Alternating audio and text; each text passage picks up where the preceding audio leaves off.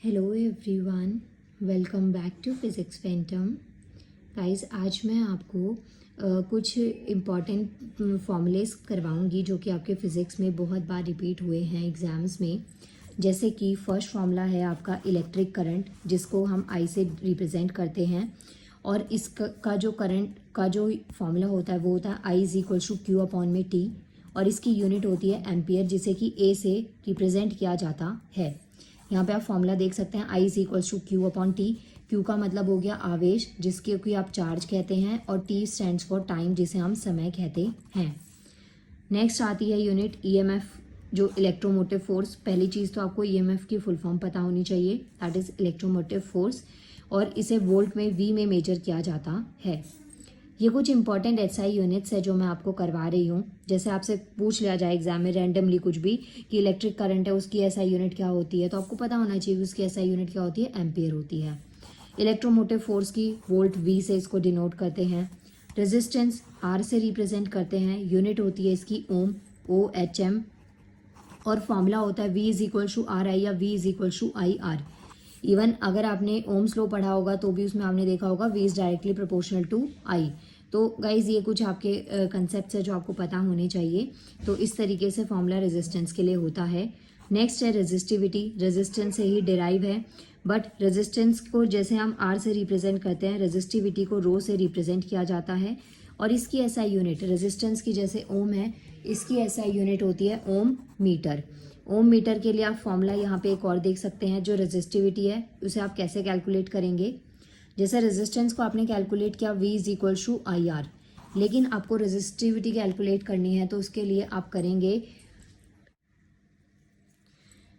अब यहाँ पे देखिए रेजिस्टिविटी के लिए आप रेजिस्टिविटी कैसे कैलकुलेट करेंगे, R is equal to rho L by A. So ये दोनों फॉर्मूलेज भी आपको ध्यान होने चाहिए। अगर आप रेलवे का एग्ज़ाम देते हैं तो उसमें आपके ना न्यूमेरिकल बेस्ड क्वेश्चंस आते हैं, लेकिन अगर आप वैसे एसएससी टारगेट करते हैं, एसएससी में कोई एग्ज़ाम पर्टिकुलर टारगेट करते हैं गाइस, तो उसमें आपको एसआई यूनिट ना डेफिनेटली पता होनी चाहिए। नेक्स्ट देखिए, जैसे करंट डेंसिटी है, करंट डेंसिटी का formula J is equal to I upon में A होता है। ये इसकी डायमेंशंस है, ये इंपॉर्टेंट है। कई बार यहाँ पे ना आपसे डायमेंशंस भी पूछ ली जाती है एग्जाम में। और ये इसकी एसआई यूनिट है एम्पियर पर स्क्वायर मीटर। तो ये आपको मेक श्योर करना है कि ये चीज़ें आप अच्छे से पढ़कर एग्जाम में जाएं। नेक्स्ट है कंडक्टेंस का फॉर्मूला क्या होता है, G is equal to 1 upon में R, ओम इनवर्स। और आप इसको ऐसे भी ध्यान रख सकते हैं, ओम ये OHM लिख के, चाहे तो आप सिंबल से, दोनों ही तरीके से आप इसको याद रख सकते हैं। नेक्स्ट इसके बाद में आती है हमारे पास यूनिट, नेक्स्ट आती है कंडक्टिविटी। जैसे कि यहाँ पे देखिए रेजिस्टेंस के बाद में रेजिस्टिविटी थे, ऐसे ही ना कंडक्टेंस के बाद में आपको कंडक्टिविटी दे रखी है, जिसको कि आप ऐसे 1 अपॉन में रो, जो कि रेजिस्टिविटी होता है, इससे डिनोट करते हैं। और यहाँ पे इसकी एसआई यूनिट आपको दे रखी है, 2 से 3 यूनिट्स दे रखी हैं।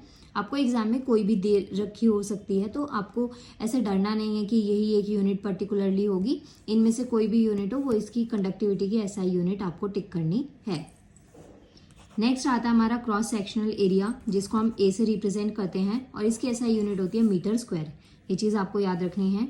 नेक्स्ट आता है गाइस ड्रिफ्ट वेलोसिटी, जिसको कि वीडी से रिप्रेजेंट किया जाता है, और इसकी जो एसआई यूनिट होती है वो होती है मीटर पर सेकेंड।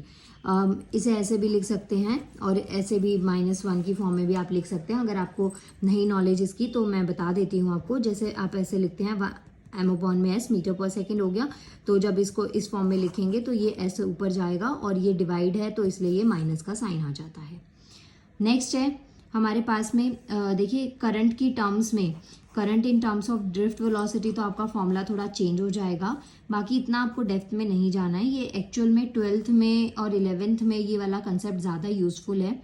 बट अगर आप जॉब की प्रिपरेशन कर रहे हैं तो आपको इतना ज़्यादा डेप्थ में नहीं जाना, नॉर्मल आप एसआई यूनिट्स भी याद रख सकते हैं। नेक्स्ट आता है हमारा पोटेंशियल डिफरेंस, जिसको कि V से रिप्रेजेंट किया जाता है, और इसकी एसआई यूनिट होती है वोल्ट, जिसको V कहते हैं। इसके बाद में 2 और यूनिट्स आपकी रह गई हैं, ये और दिखा देती हूँ मैं, इलेक्ट्रिक पावर और इलेक्ट्रिक एनर्जी। पावर को P is equal to W upon में T लिखते हैं। पावर की जो एसआई यूनिट है वो होती है वॉट, और एक होती है डायोप्टर। दोनों आपको ध्यान रखनी है, डायोप्टर को D से डिनोट किया जाता है, वॉट को W से, कैपिटल W से डिनोट करते हैं। अगर आप इलेक्ट्रिक अप्लाइंसेस की बात करते हैं, जो भी आपके विद्युत उपकरण होते हैं जैसे लाइट है, एसी, फैन, फ्रिज, ये सब जो चीज़ें होती हैं, इसमें जो हम पावर को मेजर करते हैं तो गाइज वो हम वॉट में मेजर करते हैं।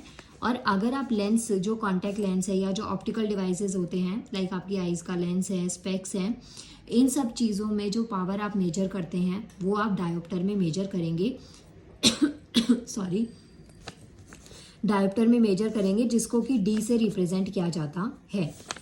वहीं इलेक्ट्रिक एनर्जी जो है, एनर्जी की जो यूनिट होती है वो होती है जूल। और किसी भी टाइप की एनर्जी हो, चाहे वो आपकी पोटेंशियल एनर्जी, काइनेटिक एनर्जी, तो इसमें वेरिएशंस आ जाती हैं। सो माय डियर व्यूअर्स, ये थी आपकी कुछ एनर्जी की SI units.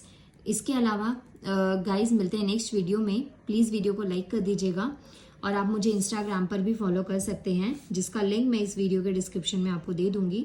Thank you so much.